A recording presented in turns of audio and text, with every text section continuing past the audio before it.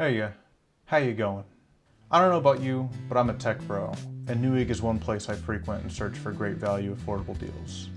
And for years now, I've had my eyes on these portable monitors. $100.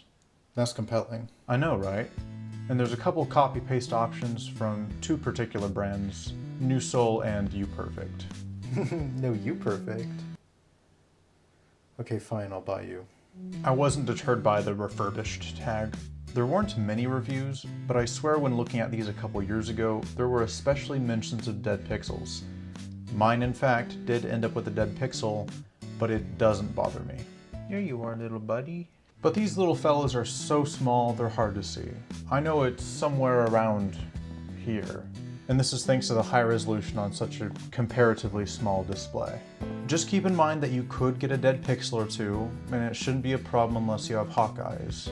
That's one of the things that makes this a $100 monitor. Despite the 2K resolution claims, it's actually 2.5K. Underselling yourself a bit there.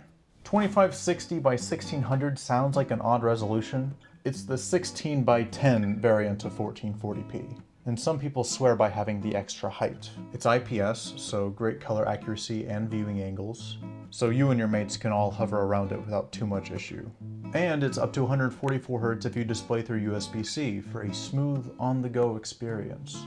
It also supports HDR, so all of these specs together for around a penny, it's great, considering a fully sized gaming monitor with these specs would start at around $150. Now there is a little elephant to address. This is 16 inches, while those $150 equivalents I mentioned are usually around 27. Maybe like here. That's a big difference. For me, the size discrepancy doesn't matter. It's expected with the portable title.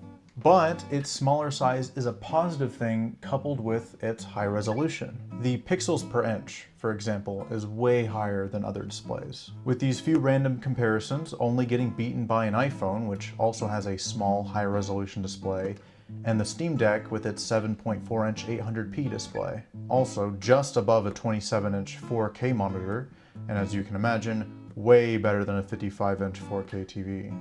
A higher PPI helps with overall sharpness of the image, so you'll have a harder time picking out individual pixels, including those dead pixels that may occur. The other two displays in this chart are my other monitors, and the size difference between them is stark. It sits as my tertiary monitor, and I love it. It's just under a centimeter thick and comes with this foldable cover that doubles as a stand. Though this stand is a little weak sauce, with only 2 grooves to sit in by default, that feels a bit awkward if you're not leaning over the thing. Like, that's fine, you know? Yeah, it's okay. There's 60 and 130 degrees, but with the chance of falling over if you nudge it.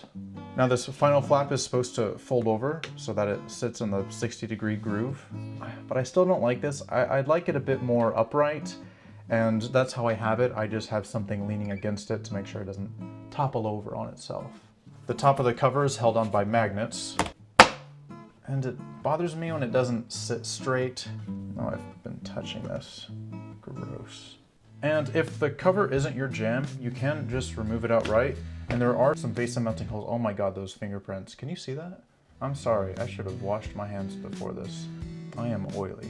Anyway, VESA mount. It does remove the portability, but what I would love to do is get a few of these and have tiny monitor surround. Don't you take my idea, that's mine. The bezels are pretty thin. The sides and top are only about 6 millimeters thick, and then the chin is 15. On the right side of the display, Along the right side of the display, first we have a micro USB port for OTG power for charging your devices, and this feels a little awkward. I would have liked a USB-C here, or an A could fit here, or have included the dongle that breaks out to a USB-A. Or it could have been removed outright. Micro USB for on-the-go power just feels unnecessary, and I will probably never use it. There's also a menu wheel, a power button, and a 3.5mm headphone jack. And above all of that is the right speaker, and on the left side, you guessed it, is the left speaker, you smart cookie. And they don't sound awful. It's a welcomed inclusion.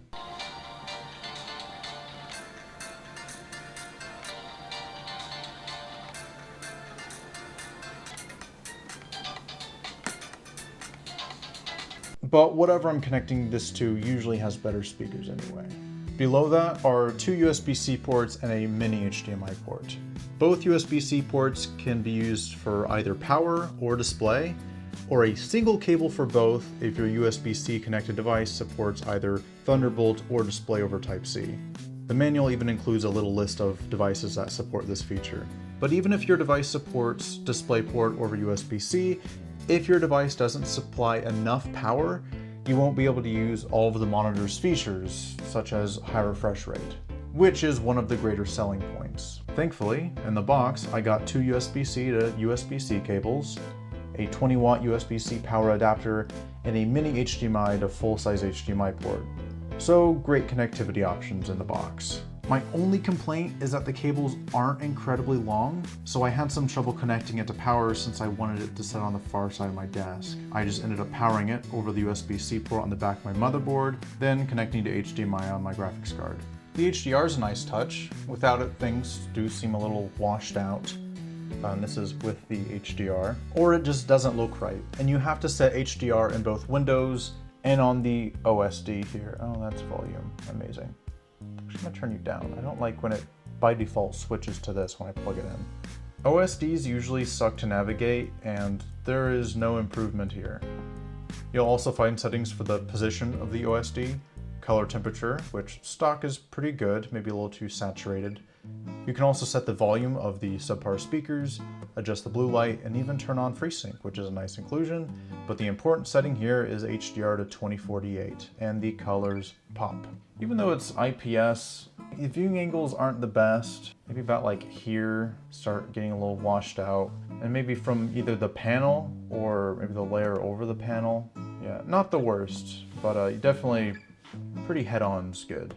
I'm not a colorist, nor do I have a colorimeter, but I think it looks good at stock with HDR, but I did turn down the red slightly.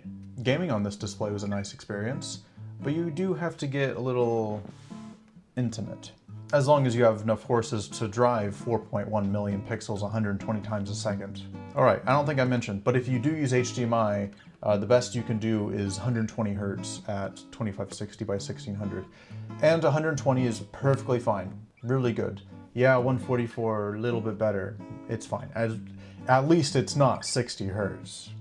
Am I right, guys? Now, if you told me I'd be gaming comfortably on this display with a Steam Deck, I'd tell you to lay off the flavor gas. Yeah, I know, the Steam Deck can already have a hard time running some games at 720p, but 1440p? That's crazy. But consider the following. In the same way that 4K is 4 times 1080p, the same is true for 1440p and 720p. Or in this 16 by 10 case, 1600p is 4 times 800p. And you wouldn't want to downscale, say, 1440p down to 1080p, because it can make what's displayed a bit fuzzy from approximation. But you can drop 2560 by 1600 down to 1280 by 800, and have a bigger display that should perform the same as it does on the Steam Deck's internal display. That could allow you to play with all your friends without needing to crowd around a 7.4-inch display while you're trying to hold it. Now, this does bring back up the point of PPI, since we're going from 188.68 all the way down to 93.34 PPI versus the Steam Deck's default 198.46. Just something to keep in mind. I was just interested how this display scales perfectly with the Steam Deck's, though it does run into the issue of needing external power over Type-C to run properly, or needing to be run through HDMI with external power anyway. So I don't have any devices that can plug in with one cable and it be the best experience. I use both cables, Type-C and HDMI. It's fine. Overall, for $100. If you're in the market for a second, third, or heck, fourth display, you might as well pick one of these bad boys up. Especially if you're space limited or want something to take with you as you hop between locations. You have to keep in mind the probable downsides or dead pixels, suboptimal speakers, and a shoddy stand, as well as making sure you can connect through either USB-C or using both HDMI and USB-C for power. But you get high resolution and PPI, high refresh rate in a fairly small and easily portable size, good colors, with an HDR IPS display. Go for it. I've been your host, Cameron. Have a great day.